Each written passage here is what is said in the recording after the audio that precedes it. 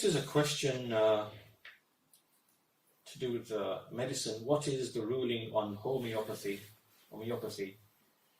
A lot of sisters in our community practice it. Is there any evidence for it?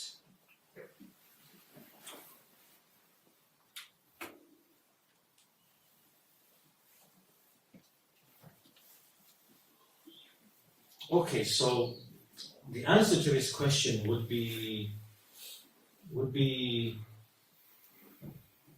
along the following lines.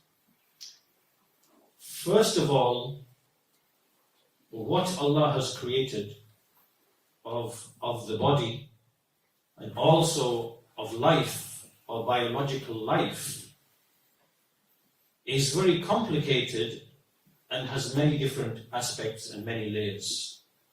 Right? What Allah has created of biological life, it's very complex, there are many layers and there are many aspects.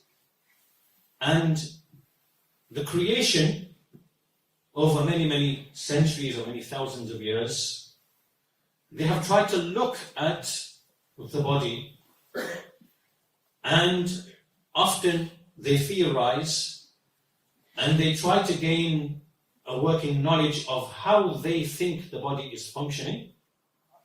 And on top of that, they then have medical systems. Right? And so mankind has differed tremendously in these types of issues.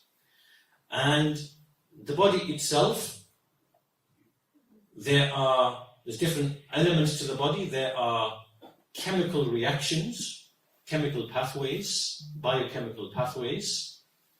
And this is what modern medicine largely looks at, the modern medicine of the 20th century, which is really the allopathic medicine.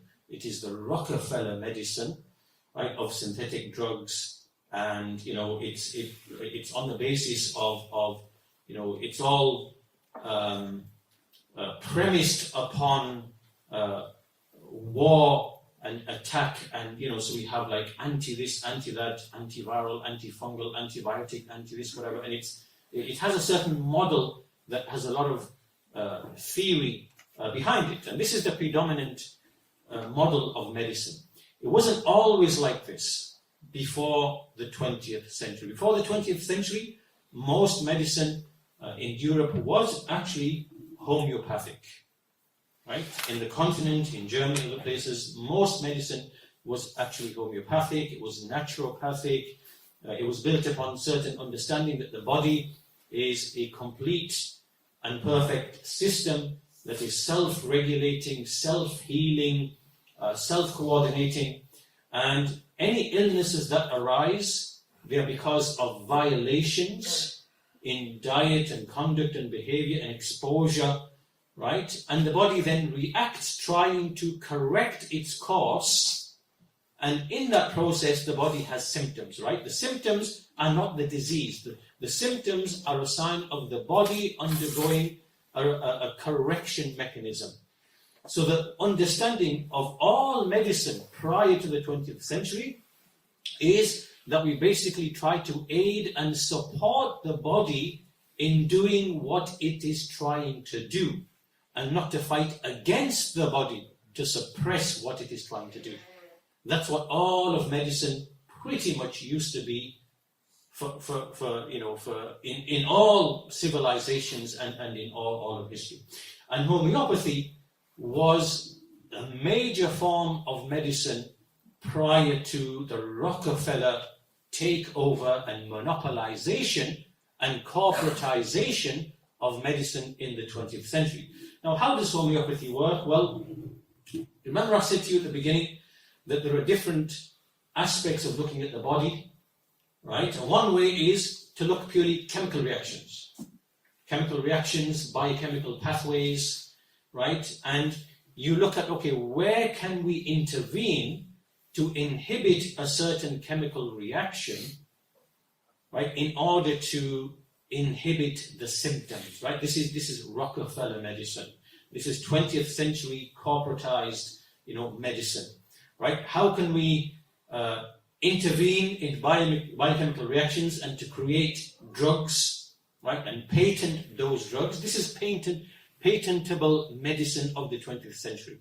But this is only a very narrow-minded view of the body, because the body is much more than just biochemical reactions, right? So this type of medicine is very reductionist. It reduces it down to like one narrow element. It is very materialistic, and it ignores many other things, right? So the other things that make up the body, for example, in the body, everything, actually every organ, actually has frequencies and vibrations, right? And they are detectable and known. The brain has frequencies, vibrations, your organs, your liver, everything has an actual frequency and a vibration, right? So this is an actual aspect of the body. The heart, there's a lot of electricity. Your body runs on electricity, right? And so that there's waves, there's frequency. Somehow the body is able to generate power. Have you ever thought, how on earth how can a battery, say for example, for a Tesla, for example, right? It needs to be charged all the time and whatever. But how can a man, right, lift weights and lift all sorts throughout the whole of the day and not actually feel tired? And all the functions of the body, like, where's the battery, where's the energy actually coming from? Where's it actually coming from, right? And so the modern science, it is missing a great deal as to how the body actually functions, because it ignores, at least in practice, many of these other aspects of the body. So here, frequency, vibration, and the electrical element in the body, that's one part of it. Even just the water itself. Water itself is another neglected topic, because there's more to water than what we actually think, right? And water is, as they say, 70-80% of the body. And they have like a very simplistic understanding of water. Likewise, the blood, right? My point being, then there's also the soul as well. There's also the soul. What about the soul in health and disease? So all of these things are not really incorporated holistically into medicine. What we see is one group over here focusing on like the biochemical reactions. Another group over there, for example, we see maybe the Chinese, they will have this issue of like the acupuncture is based upon nerve bundles in certain areas that are blocking the flow of the electrical flow of the body, so they will focus on those and correct those. Then you have different people who focus upon the actual structure of the body, the skeleton, and how that can lead to illnesses. So the point being, there are so many different ways and means, and no one can say this is wrong and this is right, because this all goes back down to experience and what people have found to be beneficial through empirical means, meaning through actual empirical experience. So no one can say, oh, this is snake oil medicine and this is real medicine and this is, you can't really say that, because if you wanted to go down that route and you wanted to follow, if you wanted to use modern medicine as the basis, then you would have to deny the prophetic medicine. You would have to deny hijama as being quackery, right? You'd have to deny many of the authentic narrations of the Messenger of Allah that have come, which contain cures for certain things, right? You'd have to deny them and dismiss them. Why? Oh, well, because we don't have randomized controlled trials. We don't have this. You can't speak like that, right? Medicine works on tajriba, on actual experience, right? And you can't deny the experience of people, of societies, of nations in their medicine. So coming back to the issue of homeopathy, the way homeopathy works is on the principle of it actually comes back down to actual vibrations and putting things into water in terms of the frequency and the vibration of water, right? So they put, certain things, they dilute it and keep diluting it, because it's not the actual molecule, but what the molecule imparts to the water of frequencies and vibrations, which when you consume, it then alters the environment in your body, right, to allow the cells to function in the right, in the right way. So anyhow, the point being that there's a particular underlying theory or understanding upon which homeopathy is actually built. And if you go back into the 19th century, before the takeover of medicine, you will find that the majority of doctors, were actually into this type of medicine, of naturopathy and homeopathy, and which is, using good living, good diet as a foundation, and then using simple methods to facilitate the body's self-healing mechanisms, right? So as Ibn al-Qayyim said, the prophetic medicine is all about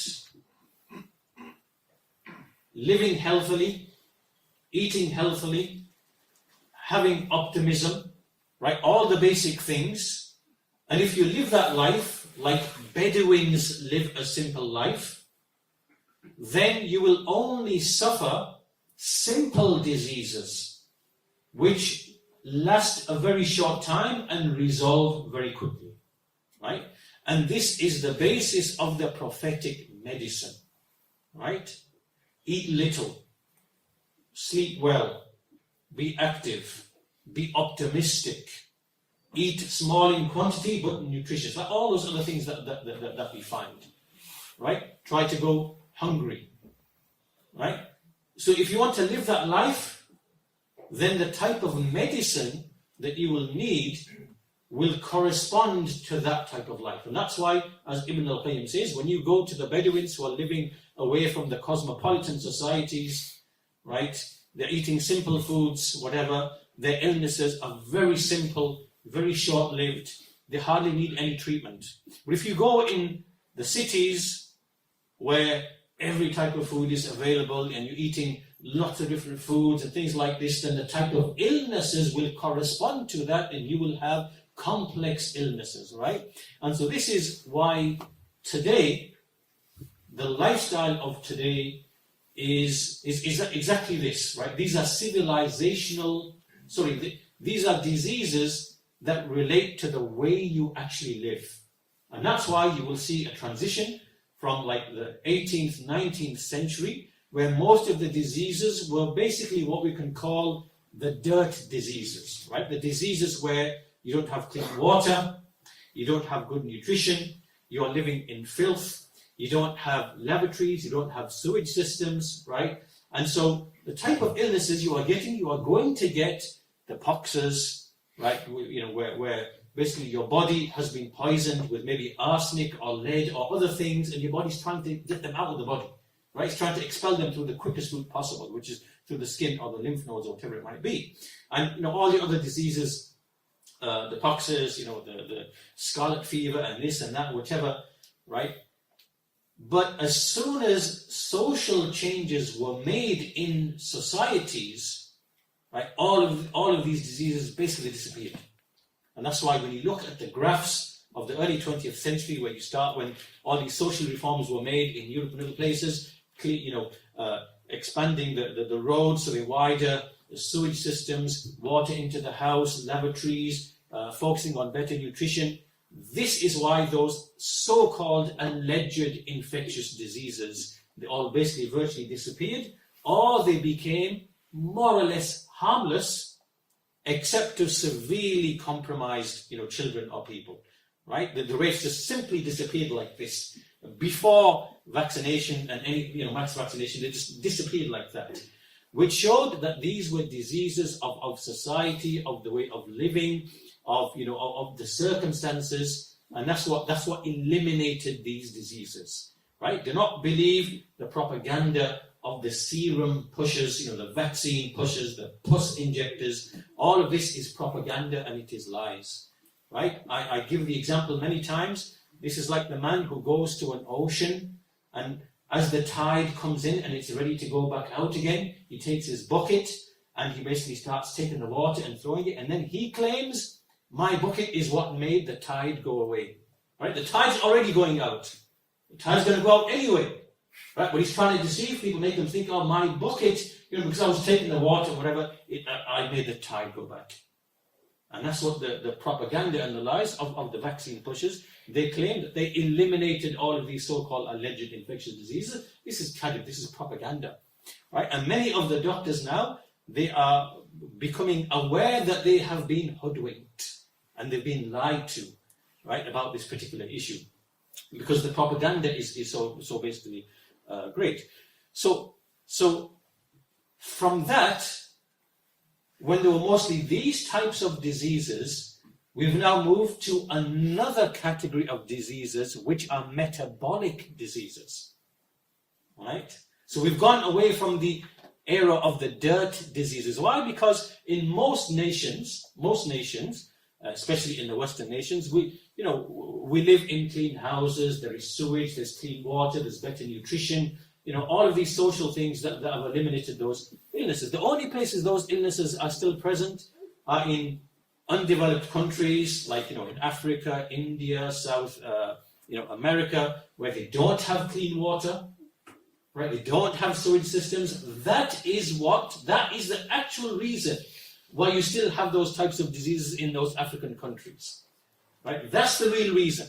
It's not because of any virus or any like this or whatever, any germ, whatever. It's because they do not have the same social changes that happened in Europe, right? They don't have those changes, right? And yet we see these people, these so-called philanthropists, they come from the West and they say, well, we want you to accept LGBTQ, or we want you to take these injections, but they will never do anything to actually change the infrastructure.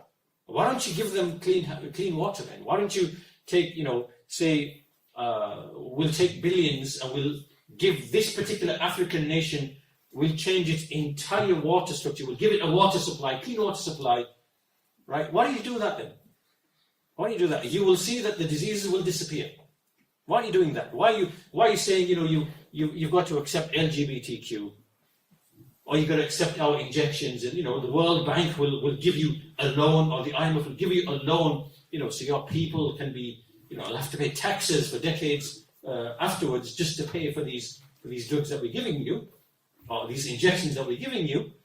And, at the same time, these are population reductionists as well at the same time. So the whole thing, you can see, it's a bit of a, But as I said, those diseases have largely gone.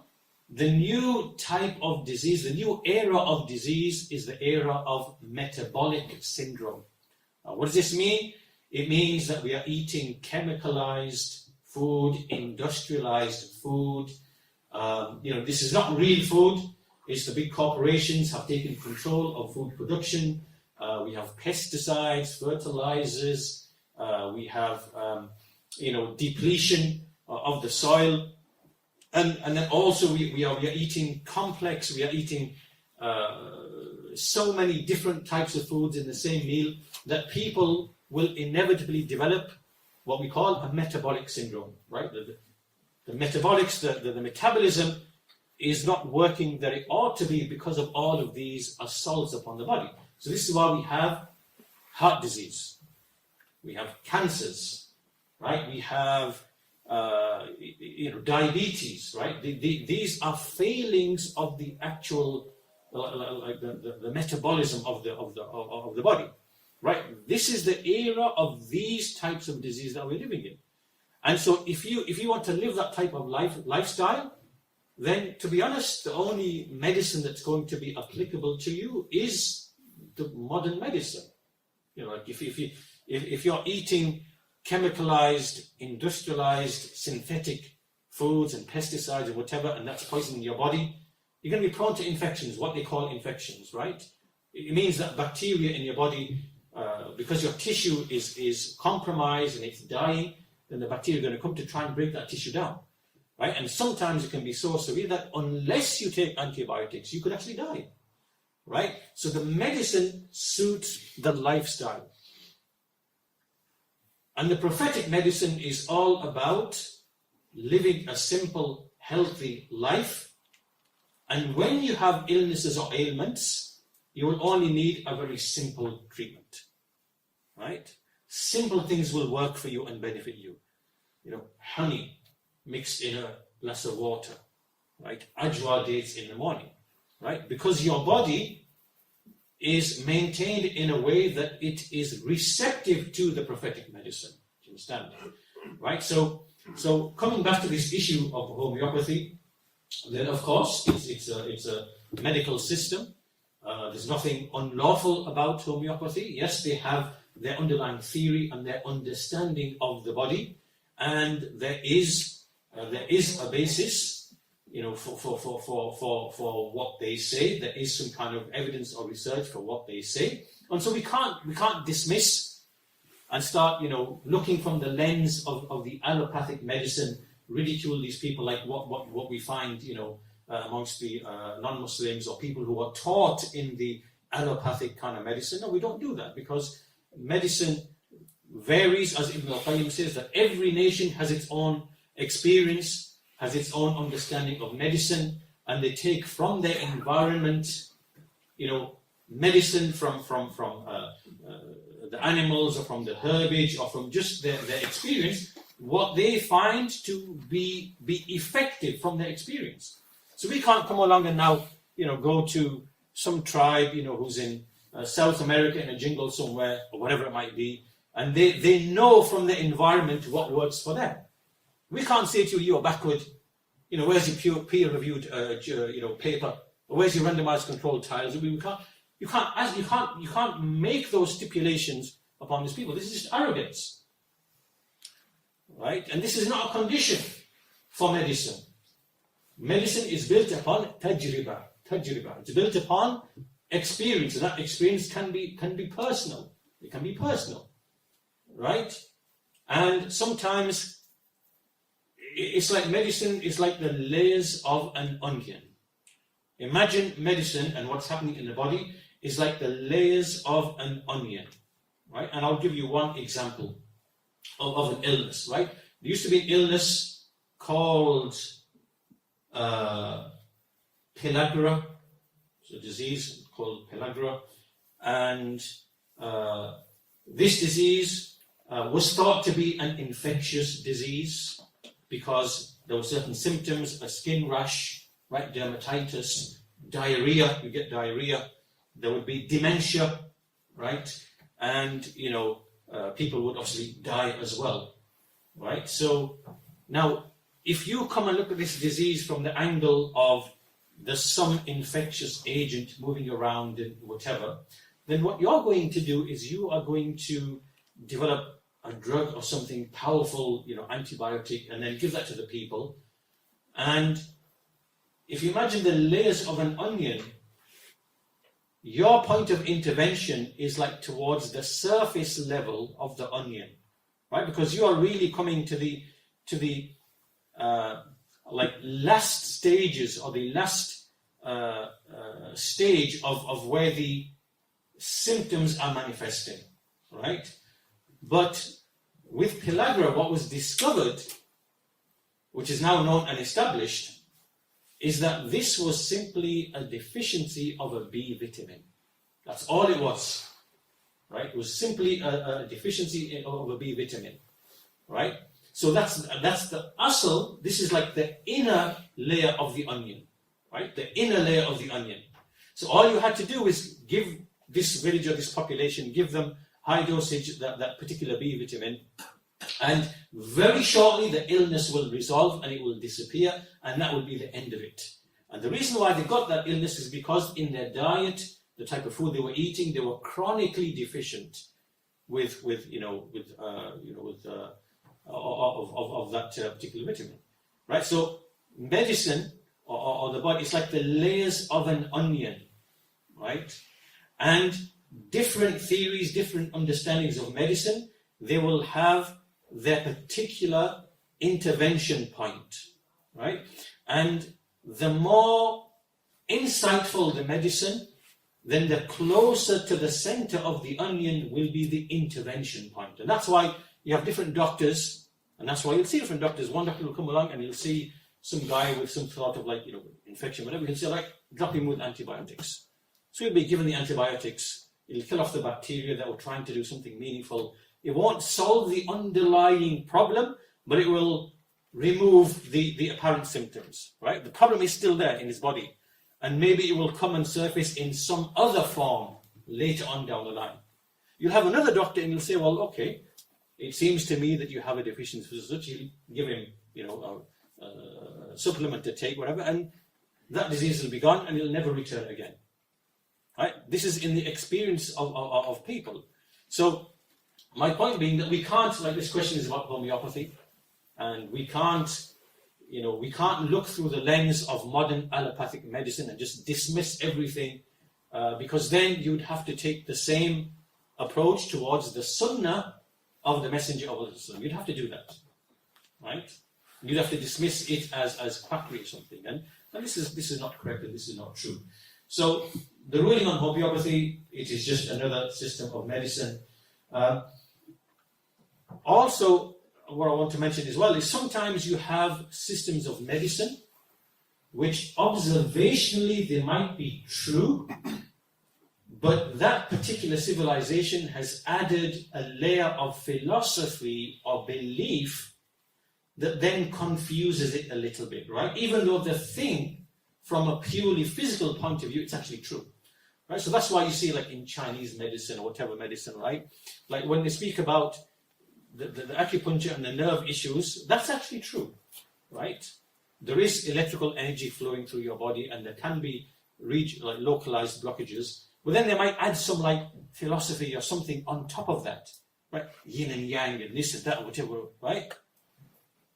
So here we have to eliminate the philosophy, but the physical workings, there is truth in that. You understand?